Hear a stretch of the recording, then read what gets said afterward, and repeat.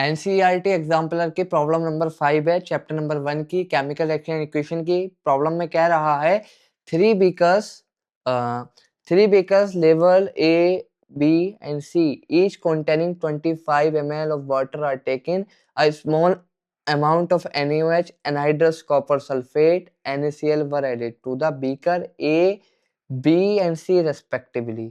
Question में कह रहा है कि हमने 3 बीकर लिए हैं जिसके अंदर आपके 3 बीकर हमने लिए हैं।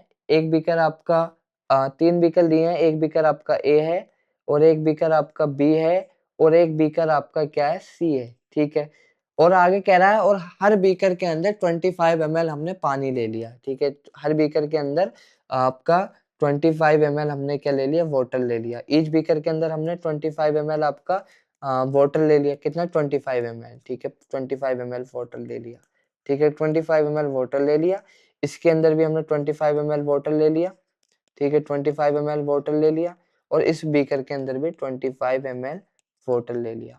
और क्वेश्चन में कह रहा है कि पहले बीकर के अंदर हमने सोडियम हाइड्रोक्साइड मिक्स कर दिया।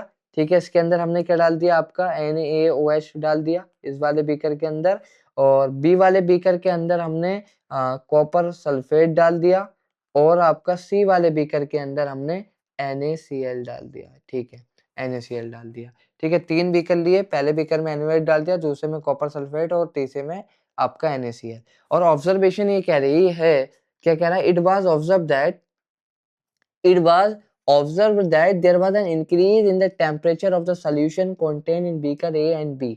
और आपका क्या हुआ, टेम्परेचर जो है आपका बीकर ए का और बीकर बी का टेम्परेचर आपका क्या कर गया, इंक्रीज कर गया। ठीक है, temperature of beaker a beaker का आपका इंक्रीज कर गया और टेम्परेचर आपका बी बीकर के अंदर भी आपका इंक्रीज कर गया। दोनों के अंदर आपका टेम्परेचर इंक्रीज कर गया।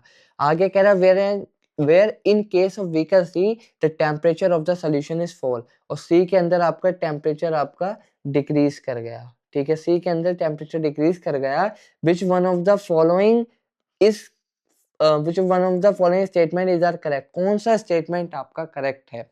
ठीक है, तो यहाँ पर हमारा टेम्परेचर इंक्रीज होने से और डिक्रीज होने से एक चीज हमको पता है, अगर रिएक्शन का टेम्परेचर इंक्रीज होता है इसका मतलब ये है कि आपका सराउंडिंग को हीट मिली है, मतलब आपका बीकर का टेम्परेचर इंक्रीज हुआ है, तो आपका रिएक्शन ए और बी के अंदर हीट रिलीज हुई है। तो आपका रिएक्शन ए और बी आपकी किस नेचर की हो गई, एक्सोथर्मिक नेचर की हो गई। एक्सोथर्मिक नेचर की हो गई। ठीक है, किस नेचर की हो गई, एक्सोथर्मिक नेचर की हो गई। और आपका तीसरे वाले के अंदर जो है टेम्परेचर डिक्रीज हुआ है, यानी प्रोडक्ट की हीट ज्यादा थी as compare to heat of नहीं, रिएक्टेंट की हीट ज्यादा थी एज कंपेयर टू प्रोडक्ट की हीट। यहाँ पर आपका हमारा जो है एंडोथर्मिक नेचर है रिएक्शन का, मतलब आपका एंडोथर्मिक है। Delta H of reaction, enthalpy of reaction जो है, एंथैल्पी चेंज ऑफ रिएक्शन यहाँ पर आपका निगेटिव था और यहाँ पर आपका एंथैल्पी चेंज ऑफ रिएक्शन आपका पॉजिटिव था।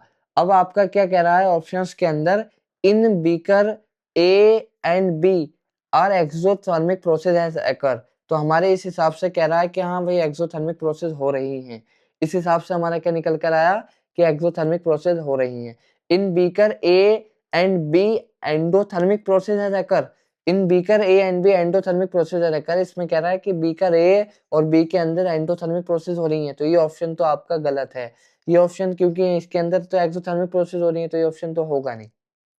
इन beaker C exothermic process has occurred. ठीक है, क्या कह रहा है, बीकर सी के अंदर एक्सोथर्मिक प्रोसेस हो रही हैं क्या, तो नहीं। बीकर सी के अंदर तो आपका एंडोथर्मिक प्रोसेस है, तो ये ऑप्शन भी आपका गलत हो गया। ठीक है, तो ये वाला ऑप्शन भी आपका गलत होगा, ये ऑप्शन भी नहीं होगा। In beaker C endothermic process has occurred, beaker C के अंदर आपका एंडोथर्मिक प्रोसेस हो रही है, हाँ ये वाली बात आपकी ठीक है, तो इसका आपका ये वाली बात आपकी करेक्ट हो जाएगी। तो फर्स्ट एंड फोर्थ आपका करेक्ट हो जाएगा। तो इस हिसाब से आपका ऑप्शन नंबर ए में खाली 1 ओनली है, बी में आपका ओनली सेकंड ओनली है, थर्ड ऑप्शन जो सी ऑप्शन है उसके अंदर फर्स्ट एंड फोर्थ है, और आपका जो लास्ट वाला ऑप्शन है उसके अंदर सेकंड एंड थर्ड है, तो ये ऑप्शन भी नहीं होगा। तो करेक्ट आंसर इज सी। इसके अंदर सिर्फ हमारा एक कॉन्सेप्ट यूज हुआ कि हमारी अगर हीट रिलीज होगी तो रिएक्शन इज एक्सोथर्मिक, और हीट अगर आपके एब्जॉर्ब होगी मतलब आपका टेम्परेचर डिक्रीज करेगा तो आपका reaction is endothermic. Thank you.